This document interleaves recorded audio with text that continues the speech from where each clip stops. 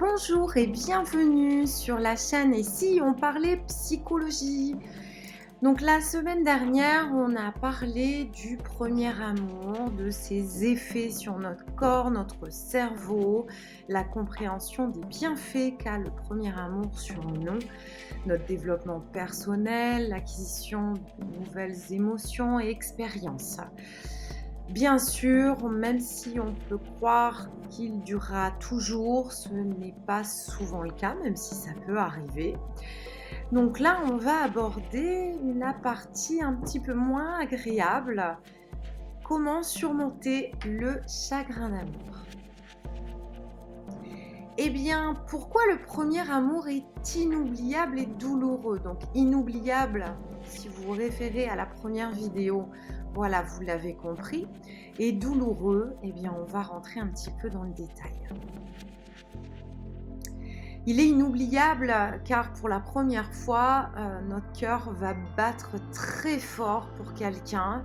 On ressent pour elle des choses qu'on n'a jamais ressenties auparavant et son bonheur, on l'a vu, hein, passe avant le nôtre finalement. Mais quand vient la séparation, bah, c'est finalement un deuil. Parce que le premier amour est tellement intense que son chagrin peut être aussi fort qu'un deuil. Et je vous renvoie à la vidéo sur le deuil et surmonter la perte. Comme j'avais expliqué dans cette vidéo-là, la perte d'un être, c'est la perte d'un rôle aussi, la perte de sens. Et finalement, ça peut être intéressant de vous rapprocher de l'autre vidéo. Donc vous avez un deuil à faire et ça peut prendre plus ou moins de temps. Parfois, ça prend plusieurs années. Parfois, il faut retrouver un autre compagnon, une autre compagne pour surmonter la perte du premier amour. N'hésitez pas à extérioriser vos émotions parce que il y a de l'angoisse et des blocages qui peuvent aussi venir vous nouer un peu plus. Ce sont les mêmes neurotransmetteurs, d'accord, qui sont impliqués au niveau des drogues. Et vous vous souvenez peut-être, hein, on a abordé la neuroscience, l'imagerie médicale, où justement c'était comparable. Donc on a un manque en fait, c'est réellement et c'est chimique dans notre corps. C'est pour ça qu'on peut se sentir aussi mal. Donc la séparation avec l'être aimé et elle crée des dommages donc psychiques, hein, on l'aura compris, mais elles affectent aussi finalement notre biologie. Et c'est vrai qu'il y a plusieurs neurotransmetteurs qui vont être affectés par la perte. Parce que voilà, on a la sérotonine qui est un antidépresseur naturel, ou la dopamine qui est l'hormone de la motivation. On a la noradrénaline qui est celle du plaisir et de l'activité. Et finalement, on peut avoir une baisse dans le comportement, dans notre corps, parce qu'on peut être un peu déprimé, on peut avoir un manque de motivation, on n'a plus envie de se lever, d'aller en cours ou d'aller travailler, et puis on prend plus de plaisir. Donc vous voyez, il y a vraiment des conséquences biologiques finalement sur notre corps et notre cerveau. Donc le fonctionnement du corps lors d'une rupture, il est comparé à du sevrage, hein, tout simplement. Et oui, parce que l'amour est une drogue finalement. Alors c'est une drogue de bonheur, c'est vrai, naturelle, mais ça reste quand même une addiction. Nous sommes accros à l'amour, à ce sentiment de plaisir, d'euphorie. Et le corps, en fait, il va ressentir une période de manque, de vide, et c'est très, très intense, c'est très violent. Il faut qu'on arrive à trouver quelque chose qui vienne remplacer cette addiction. C'est important. Et c'est ainsi qu'on comprend que la puissance de l'amour se révèle dans toutes les cellules de notre corps. Donc le chagrin d'amour est très violent, d'accord? Et il ne faut pas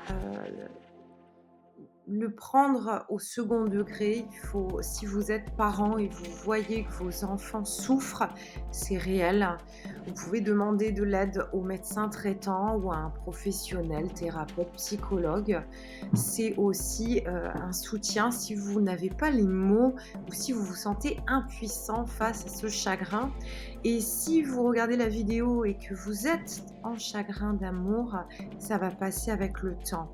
Il faut vous encourager à sortir, à voir vos amis, ne pas rester seul et essayer de vous accrocher à des choses positives. Parce que l'amour, parfois, peut rendre terriblement malade et c'est pas anodin.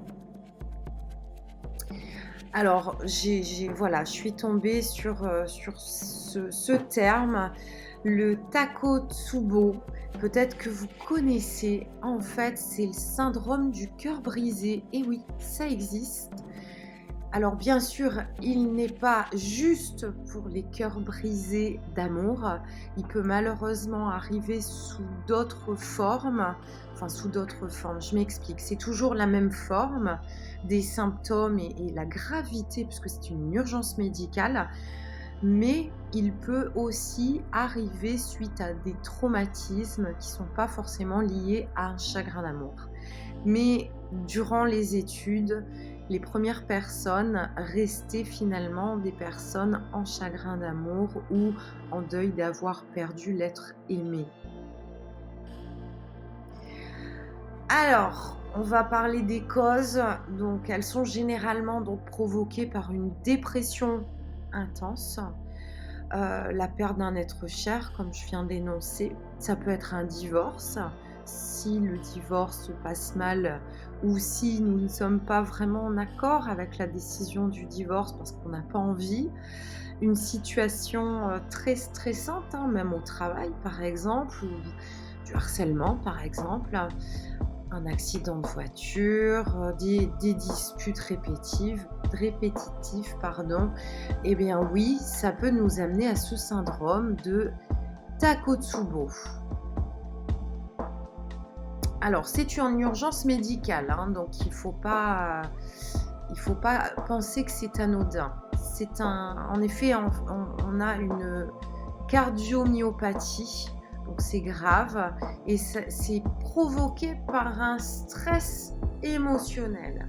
Donc oui, effectivement, on a le cœur brisé, on a le myocarde qui va fonctionner plus lentement et on est limite sur une crise cardiaque, d'accord? Alors les termes médicaux, je ne vous les ai pas énoncés parce que c'est vraiment technique. Vous pouvez aller davantage creuser le thème. Vous verrez qu'il y a beaucoup d'études qui ont été déroulées là-dessus. C'est juste incroyable. Mais le stress, il a des effets très très graves sur notre état. Et vous le savez, hein, les états de dissociation, des états où on peut terminer avec une dépression sévère en hôpital psychiatrique. Et vous savez qu'on peut avoir aussi du psychosomatique. Donc le stress, c'est un ensemble de modifications qui va permettre à notre organisme de supporter un traumatisme. Et c'est vrai qu'il va mettre en place chimiquement des choses, mais parfois c'est au détriment d'organes ou d'autres difficultés. D'accord ?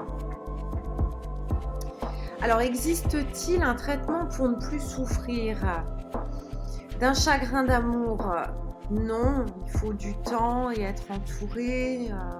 Il faut demander de l'aide à nos proches ou à des professionnels. Et puis, il y a les méthodes douces. Alors, on parle de méthodes douces quand, bien sûr, médicalement, on n'a pas besoin de médicaments ou de choses trop intrusives. En tout cas, dans un premier temps, on peut tenter la médecine douce. Bien sûr, comme j'explique, hein, il ne faut pas déjà avoir une pathologie finalement, sinon il faut voir ça avec le médecin traitant.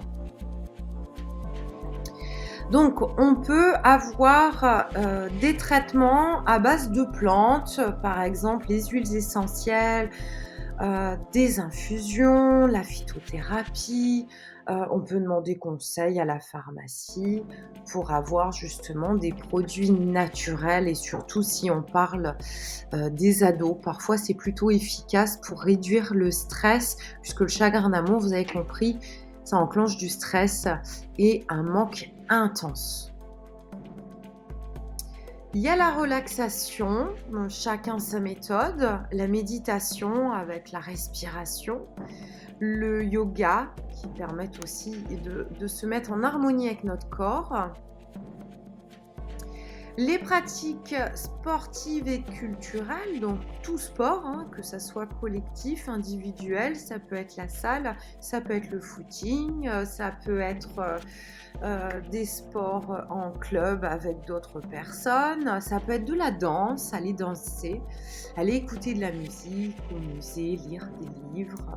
Voilà, il y a beaucoup de choses dès lors où ça vous procure un bien-être et ça vous fait évacuer votre stress. Et puis il y a la psychothérapie, quand, ces méthodes, ne sont pas suffisantes, vous pouvez envisager d'aller voir un thérapeute, s'il pratique les TCC, j'en ai parlé dans une autre vidéo, hein, les TCC, très bonne méthode pour la gestion des émotions, des chocs émotionnels.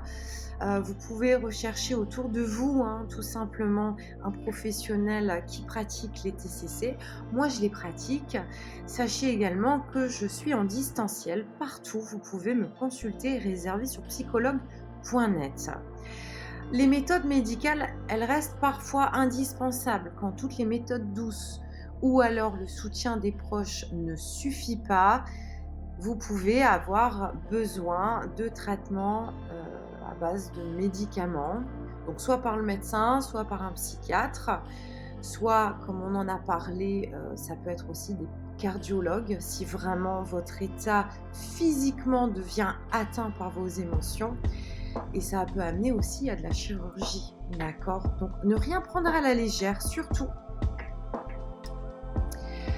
Donc voici des raisons, malgré tout, pourquoi le premier amour, il est important. Parce qu'il y a le chagrin, parfois on le vit bien, parfois ça peut être plus difficile. Ça dépend votre personnalité, ça dépend votre parcours de vie, la tranche d'âge, la maturité aussi. Mais il y a du positif, donc on en revient. Alors, il y a l'apprentissage. Le premier amour, il nous aide à comprendre nos émotions, nos sentiments et puis nos attentes dans les années futures sur nos relations. On va apprendre à aimer, on va apprendre à être aimé aussi. C'est important parce qu'on sait après qu'est-ce qu'on va rechercher dans une relation amoureuse. Et ce qu'on a eu dans une précédente ou qu'on n'a pas eu, ça va faire la différence pour la suite. L'expérience nous aide aussi à nous connaître, nos limites, nos faiblesses. Et puis on va comprendre les autres. Est-ce qu'on a été maladroit? Est-ce qu'on n'a pas compris les autres? Eh bien, on a appris finalement. La croissance. Le premier amour, il nous a aidés à grandir, à mûrir, à apprendre la gestion des émotions difficiles, à communiquer avec les autres, à faire preuve de compassion, de compréhension aussi. Et je vous renvoie sur la vidéo sur la communication positive qui a été précédemment publiée. Elle peut vous apporter la communication verbale et non verbale. Donc voilà, ça nous aide à nous épanouir à l'avenir. Les souvenirs. Le premier amour est une expérience mémorable et elle va aggraver tout dans notre chair, nos cellules, nos souvenirs, cette première expérience.